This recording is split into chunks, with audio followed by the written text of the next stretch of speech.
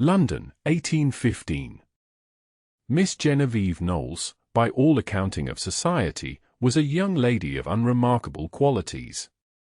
She possessed neither the vivacious charm that compelled gentlemen to fill dance cards nor the extraordinary beauty that inspired poets to compose sonnets. What she did possess, however, was a remarkably sharp mind, which she kept carefully concealed behind downcast eyes and an agreeable smile. At the age of 23, she had endured for seasons without a single proposal of marriage, and had resigned herself to spinsterhood with a quiet relief that would have scandalized her mother had she known of it. "Genevieve, do sit up straight," Lady Knowles hissed, jabbing her daughter lightly with her fan as they sat along the perimeter of Lady Harrington's ballroom. "Lord Pennington has glanced this way twice now.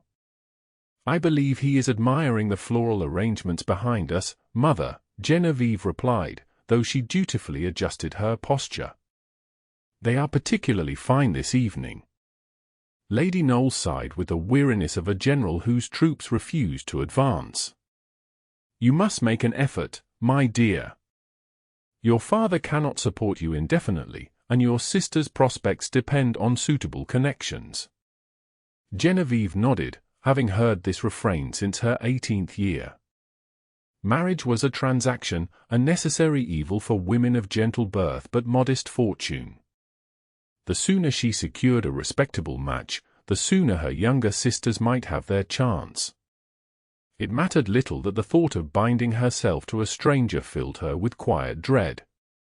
"I shall try harder, Mother," she promised, though her heart remained unmoved. Across the ballroom, surrounded by a constellation of débutantes and their eager mammas, stood the most notorious bachelor of the season. Quentin Pembroke, the Duke of Westmoreland, observed the proceedings with the detached interest of a naturalist studying particularly dull insects.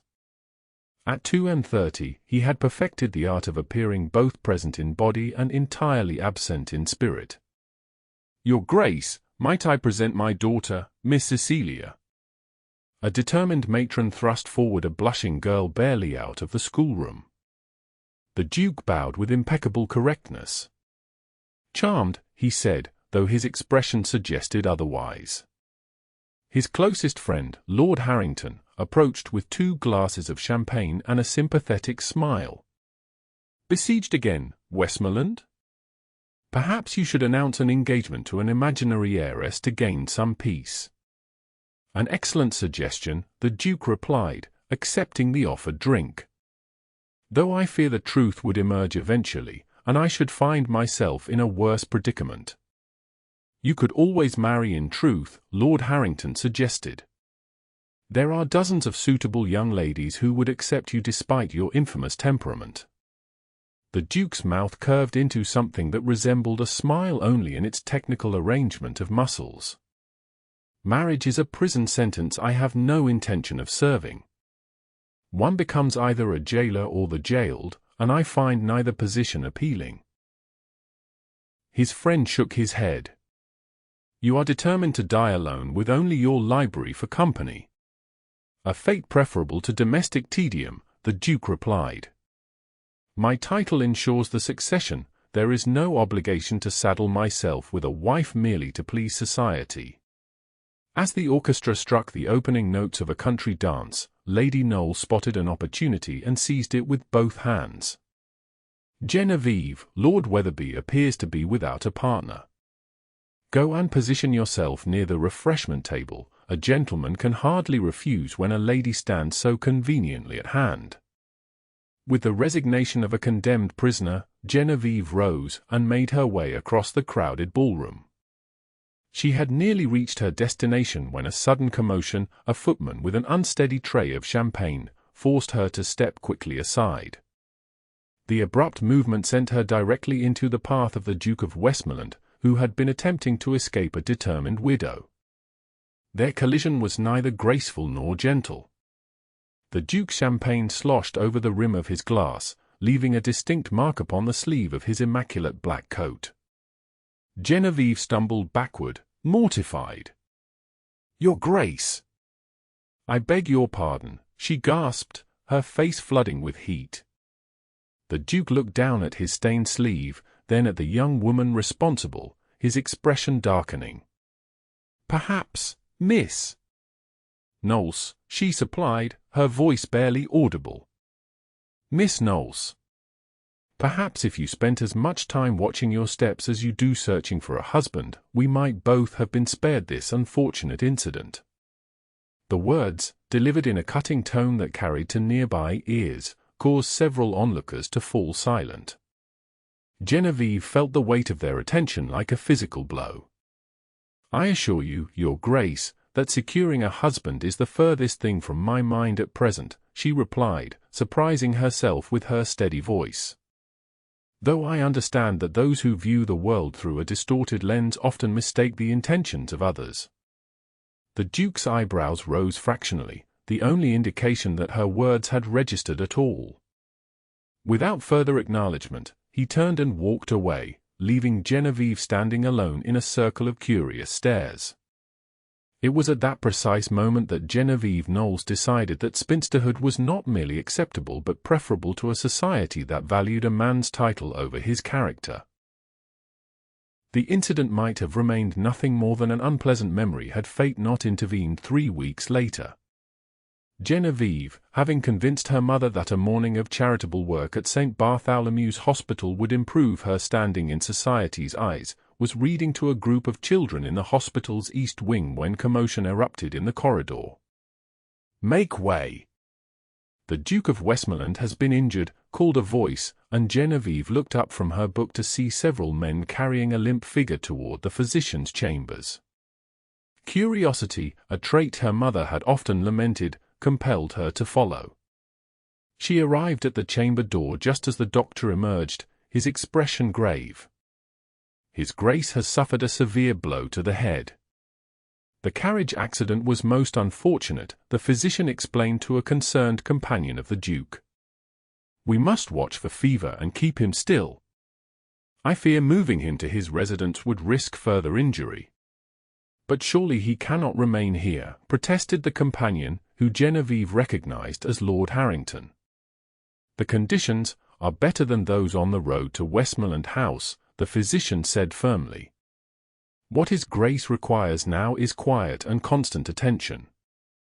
"I shall stay," Genevieve found herself saying, stepping forward before prudence could restrain her. "I have some experience with head injuries from my work with the charity hospital." Lord Harrington looked at her with surprise. "Miss Knowles, is it not? I recall you from the Harrington ball." Genevieve nodded, fighting a blush at the memory. "Yes, my lord. I volunteer here regularly." The physician, more concerned with his patient than with social niceties, merely nodded. "Very well. You will alert me immediately should his condition worsen." And so it was that Genevieve Knowles found herself seated beside the unconscious Duke of Westmoreland, a damp cloth in her hand and a book in her lap. The irony of the situation was not lost on her. The man who had publicly humiliated her was now entirely dependent on her care. "You have made quite a predicament for yourself, Your Grace," she murmured, gently pressing the cool cloth to his forehead. "Though I suppose it is an improvement upon your ballroom behavior." To her surprise, his eyelids flickered, and a groan escaped his lips. "Where?" he began, his voice rough. "St. Bartholomew's," she replied calmly.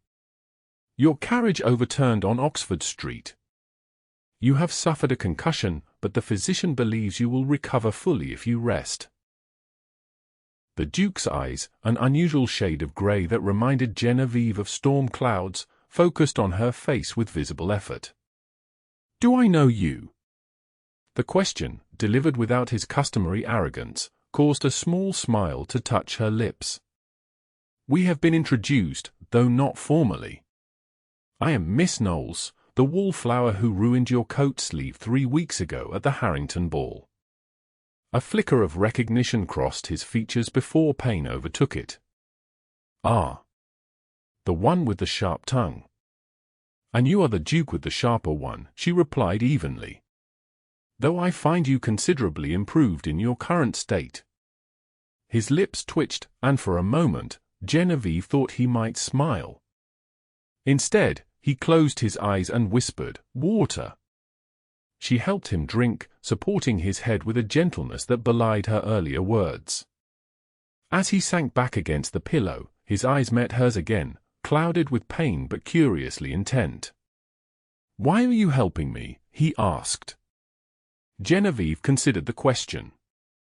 "Because no one deserves to suffer alone, Your Grace. Not even those who cause suffering in others." The Duke's eyes widened slightly before he surrendered once more to unconsciousness. For 3 days, Genevieve attended the Duke, reading to him when he was awake, cooling his brow when fever set in, and sending regular reports to both his household and her increasingly bewildered mother. On the afternoon of the 3rd day, when his fever finally broke, she found him watching her with an expression she could not decipher. "You're still here," he observed. "As are you," she replied, marking her place in the book she had been reading aloud. "The physician believes you may be moved to Westmoreland House tomorrow if your condition continues to improve." The Duke was silent for a long moment. "You have read to me from Wordsworth, Cowper, and now Byron. Not the typical choices for a young lady's library." "I am not a typical young lady," Genevieve said simply. "No," he agreed, surprising her.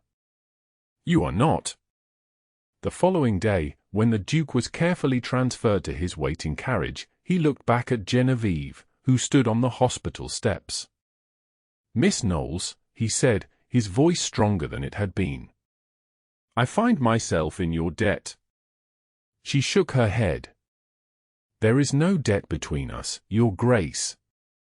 I would have done the same for any person in need." As the carriage pulled away, Genevieve felt an unexpected hollowness. For 3 days, she had glimpsed a different man beneath the ducal facade, one who debated poetry with passion and who thanked the hospital staff with genuine gratitude. It was, she decided, a curious experience to discover that one's adversary possessed qualities worth admiring. A fortnight later, the Knowles household received an unexpected delivery, a crate of books, each one carefully selected from the works of poets they had discussed during the Duke's recovery. The accompanying note, penned in a strong, slanting hand, read simply, "For the unconventional library of an unconventional lady. Westmoreland." Lady Knowles was beside herself with speculation. The Duke of Westmoreland sending gifts to our Genevieve. What can it mean? "It means he has good manners after all," Genevieve replied, though her fingers lingered on the inscription inside a volume of Keats. Nothing more. Yet when an invitation arrived to a small literary gathering at Westmoreland House, even Genevieve could not dismiss it as mere politeness. The gathering proved to be unlike any social event Genevieve had previously attended. Rather than dancing and matchmaking, the evening centered on discussion of books and ideas. The dozen guests included authors, poets, and passionate readers, none of whom seemed particularly concerned with titles or fortunes. The Duke himself, now fully recovered, moved through the room with an animation Genevieve had never witnessed in ballrooms. When he spotted her examining a first edition of Paradise Lost, he approached with 2 glasses of wine. "Miss Knowles," he said, offering her one of the glasses, "I am pleased you could attend." "Your invitation was unexpected," she admitted, accepting the wine. "As unexpected as discovering a wallflower who quotes Byron from memory," he countered, and she was startled to see genuine amusement in his eyes. "Perhaps as unexpected as discovering a duke who appreciates it," she replied. He gestured toward a pair of chairs positioned near the fireplace. "I find I am curious about your opinions on the late poets. During my indisposition, I believe you expressed some rather controversial views on Wordsworth." "Did I?" Genevieve smiled slightly.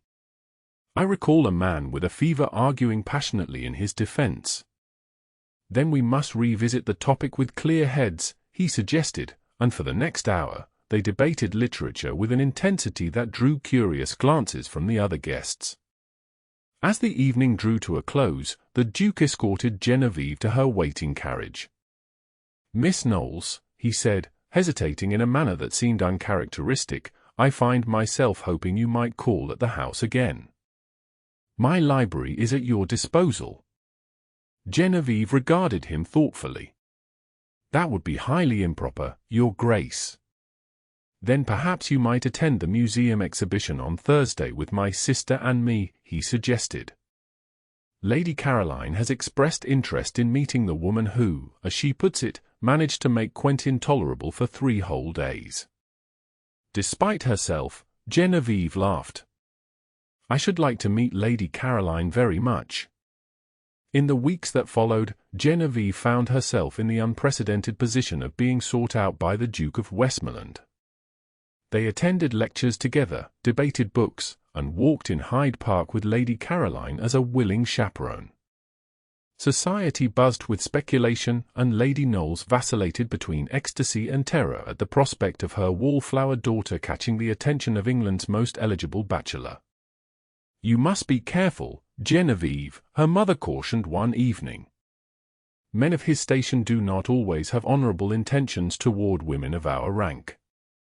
"The Duke has been perfectly correct in his behavior," Genevieve replied, though the warning stirred an unease she had been trying to ignore. "We share literary interests, nothing more." Yet she could not deny that her heart quickened when he appeared, or that his rare smile affected her in ways that defied rational explanation. Worse, she found herself wondering if a man who so disdained marriage might make an exception for a woman who shared his passions rather than merely his social circle. The truth emerged on a rainy afternoon when Genevieve and Lady Caroline were examining paintings at the Royal Academy. They encountered Lord Harrington, who greeted them warmly before saying, "I must congratulate Westmoreland on his strategy. The Tun speaks of nothing else but his apparent reformation." Lady Caroline frowned. "Strategy, Lord Harrington?" The gentleman laughed. "Come now, we all know Quentin's wager with Lord Rutherford. £500 says he can convince society he's considering marriage before revealing it was all an elaborate jest. Quite brilliant, using a nobody as his prop, no offence intended, Miss Knowles." Genevieve felt as though all the air had been pulled from her lungs.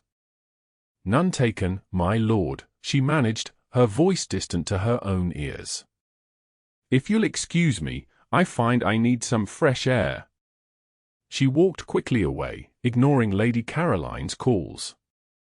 Outside, the rain had intensified, but Genevieve barely noticed as she hurried down the steps. A prop. A nobody. The words echoed painfully, confirming what she should have known all along. Men like the Duke did not change their views on marriage, especially not for wallflowers with sharp tongues and modest dowries. "Miss Knowles." The Duke's voice cut through the rain, and she turned to see him hurrying toward her, seemingly having just arrived. "You'll catch your death out here." "What are you thinking?" Genevieve looked at him, this man she had foolishly allowed herself to admire, and felt a cold clarity settle over her. "I am thinking, Your Grace, that I have been exceedingly naive. Lord Harrington has just enlightened me about your wager with Lord Rutherford. £500 is a tidy sum, though perhaps less than what your self-respect was worth." The Duke's expression froze. "Genevieve, Miss Knowles, if you please," she corrected sharply. "We are not, after all, genuine acquaintances but merely actor and prop in your elaborate performance."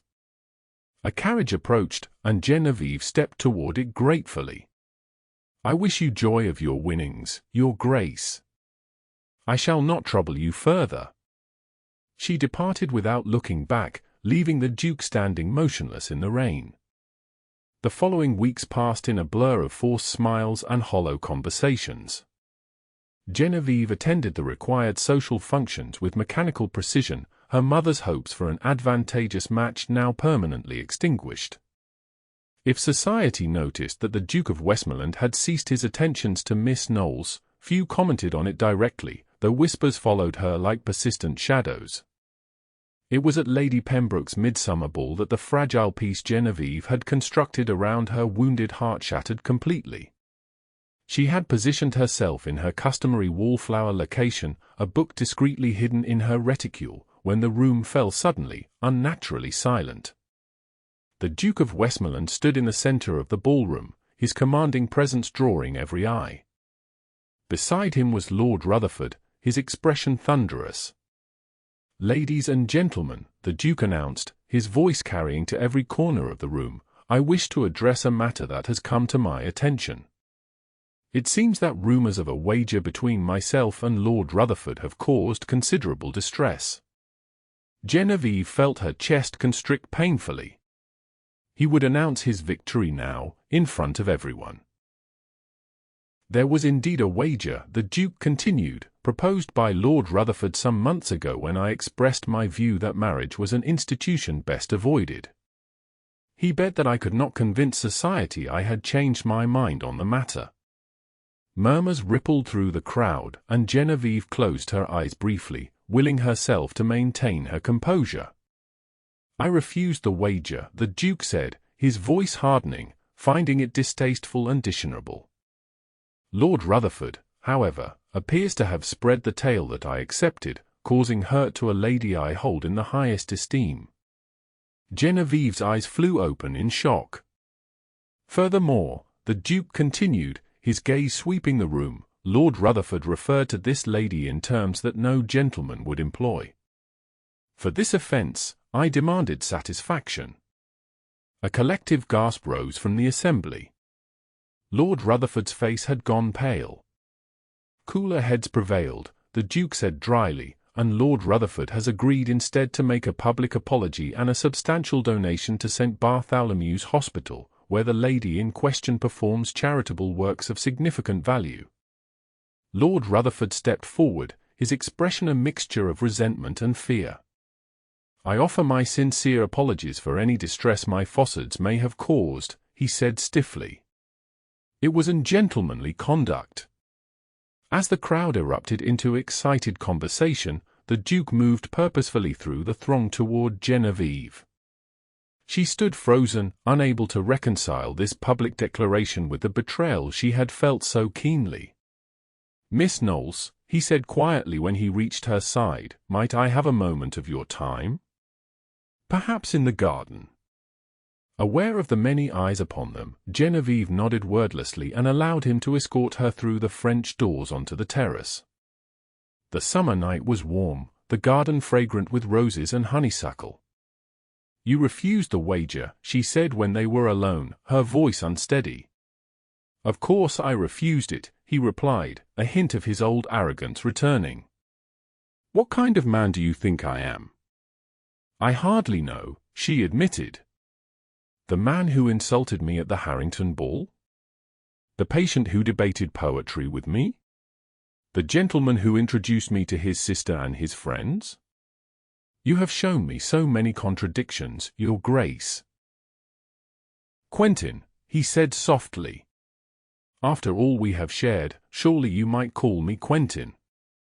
Genevieve shook her head. "I am not certain what we have shared, Your Grace." Lord Harrington seemed very convinced of the wager's existence.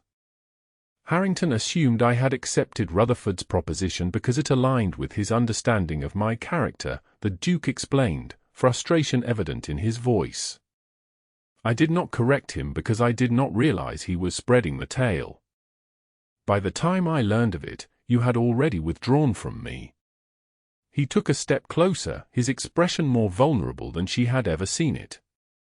"Genevieve, when I met you properly, not as the woman I rudely insulted but as the person who sat by my sickbed reading Byron, I discovered something I had not thought possible." "And what was that?" she asked, her heart beating painfully in her chest. "That a woman might value me for my mind rather than my title," he said simply. "That conversation could be a joy rather than an obligation. That perhaps marriage need not be a prison if one chooses the right companion." Genevieve stared at him, hardly daring to believe his words. "Are you suggesting—" "I am suggesting that I have been a fool," he interrupted, taking her hands in his.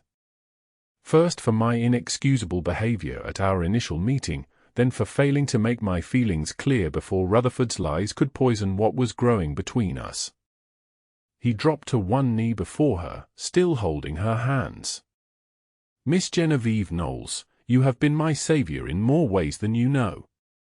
You rescued me not only from my injury but from a life of emotional isolation. Would you do me the very great honor of becoming my Duchess?" Genevieve looked down at the man before her, not the cold, arrogant Duke who had once insulted her, but the passionate, complex human being she had come to know. "I have no fortune," she reminded him, "and questionable connections. Society will say you might have done better." "Society," he said with feeling, "can go hang. I want a wife who challenges my mind, who speaks truth even when it is uncomfortable, who sees the man beneath the title. I want you, Genevieve, if you will have me." In that moment, Genevieve recognized that her long-held belief, that marriage was merely a transaction, a necessary sacrifice, had been as flawed as the Duke's conviction that it was an intolerable prison. Perhaps, with the right person, it could be something else entirely, a partnership of minds and hearts, freely chosen. "Yes," she said, a smile breaking across her face like sunrise. "Yes, I will have you, Quentin." 1 year later, the Duchess of Westmoreland stood in the grand library of Westmoreland House, arranging books on newly installed shelves. Her husband entered quietly, observing her work with evident pleasure. "The shipment from Edinburgh has arrived," he announced, crossing to press a kiss to her temple.